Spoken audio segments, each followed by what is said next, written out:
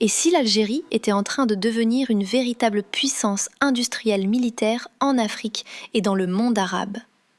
Ces dernières années, l'armée algérienne a commencé à dévoiler de nouveaux projets impressionnants. Drones de combat, véhicules blindés, navires militaires, systèmes électroniques avancés et technologies développées localement. Entre secrets militaires et modernisation accélérée, de nombreuses armes made in Algeria attirent désormais l'attention des experts et des médias internationaux. Dans cette vidéo, nous allons découvrir les 10 plus grandes armes que l'Algérie fabrique et développe localement en 2026. Des drones les plus modernes aux blindés les plus puissants, en passant par des projets militaires encore méconnus qui pourraient changer l'équilibre des forces dans la région. Mais avant de commencer, n'oubliez pas de liker la vidéo, de vous abonner à la chaîne et dites-nous en commentaire quelle arme algérienne vous impressionne le plus. 10. Armes et missiles, version modernisée des AK-47 et AK-12, fusils de précision Dragounov, mitrailleuses de soutien RPD, lance-roquettes RPG-7 et QW2SAEK. Entreprise des constructions mécaniques de Kenchela fabrique cet arsenal diversifié d'armes légères et d'appui sous licence officielle tout en les développant localement. Les opérations comprennent la production du fusil Kalachnikov dans ses versions classiques et entièrement modernisées pour s'adapter aux conditions des combats contemporains. S'y ajoutent des fusils de précision à longue portée, des mitrailleuses de soutien et des lance-roquettes RPG améliorées avec une puissance de destruction accrue. Ce volet intègre aussi l'entretien des systèmes de défense aérienne portatifs, MANPADS, offrant aux unités d'infanterie une totale autonomie de feu. 9. Munitions, bombes et missiles. Ce secteur est une priorité absolue pour la sécurité de l'Algérie. Les usines de l'armée fabriquent toutes les munitions pour les armes légères, comme les pistolets et les fusils. Elles produisent aussi une grande quantité d'obus de mortier et de projectiles pour les lance-roquettes RPG. L'artillerie lourde reçoit des munitions puissantes faites sur place. Pour l'armée de l'air, le pays produit des bombes classiques et des bombes d'idées intelligentes. En 2026, l'industrie fait un grand pas en avant. Elle commence à fabriquer ses propres missiles tactiques pour des frappes à courte portée. Elle crée aussi de nouvelles roquettes d'appui avec des têtes explosives plus destructrices. Grâce à cette production locale, l'armée a toujours des stocks pleins.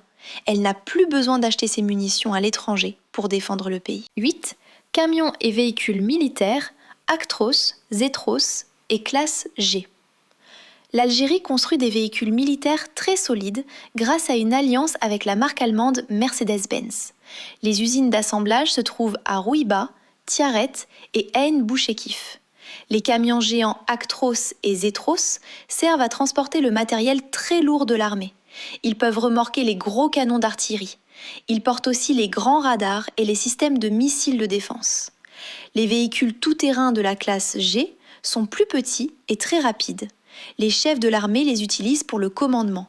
Ils servent aussi à surveiller les frontières et à déplacer les soldats en urgence.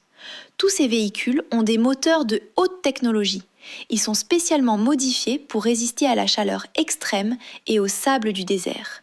Cela donne à l'armée une excellente mobilité sur tous les terrains. 7. Blindés. Fuchs 2, Puma, Nimr Algérie, BCL-M54, BCL-M5. La fabrication des blindés algériens se fait principalement à Constantine et à Rouiba. L'usine de Constantine assemble le véhicule blindé Fuchs 2. Ce gros véhicule possède 6 roues motrices. Il sert à transporter les soldats en sécurité et à observer l'ennemi. Le pays produit aussi le blindé moderne appelé Puma. Les lignes de production fabriquent le véhicule Nimr Algérie. C'est un blindé 4x4 équipé d'une protection spéciale contre l'explosion des mines sous les roues. En plus de ces modèles, la base centrale de logistique transforme les anciens blindés locaux. Elle améliore le BCL-M5 et produit une nouvelle version plus forte nommée BCL-M54. Ces engins reçoivent des plaques de blindage très épaisses. Ils intègrent aussi des tourelles avec des armes télécommandées depuis l'intérieur. Ils forment la force principale des troupes au sol. 6. Modernisation des chars et défense aérienne. La base centrale de logistique, BCL, s'occupe de transformer les chars de combat de l'armée. Elle travaille sur les modèles de chars T-90 et T-72 achetés à la Russie. Les ingénieurs ajoutent des caméras thermiques avancées pour voir la nuit comme en plein jour. Ils installent des briques de blindage réactif. Ce blindage explose vers l'extérieur pour détruire les missiles ennemis avant qu'ils ne touchent le char. Les systèmes de radio et de brouillage électronique sont aussi améliorés. Pour la défense du ciel, les ingénieurs connectent les radars fabriqués en Algérie avec des missiles de défense. Cela crée un grand réseau électronique invisible. Ce système peut détecter et détruire les avions de chasse et les drones ennemis. Grâce à la BCL, l'Algérie n'envoie plus ses équipements lourds à l'étranger pour les réparer. 5. Drones. AO700/Algérie55/Algérie54. L'Algérie a fait des progrès géants dans la haute technologie grâce à ses usines de Bouzada. Elle fabrique des drones militaires avec beaucoup de pièces faites sur place. Les modèles Algérie 54 et Algérie 55 sont de très grands drones stratégiques. Ils volent très haut et pendant très longtemps. Ils servent à surveiller les immenses frontières du pays dans le désert. Ils peuvent aussi repérer des cibles et guider les tirs de l'artillerie avec précision. Le drone ARE-700 est plus petit. Il est utilisé pour l'entraînement des pilotes et pour la reconnaissance tactique sur le terrain. En 2026, l'armée ajoute de nouvelles technologies comme l'intelligence artificielle. Elle ouvre aussi des usines pour fabriquer des drones suicides. Ces petits appareils volent en groupe et attaquent des cibles précises en se jetant sur elles. 4. Hélicoptère Leonardo AW139/AW149. L'usine d'Ain Arna, située dans la ville de Sétif, assemble des hélicoptères militaires modernes.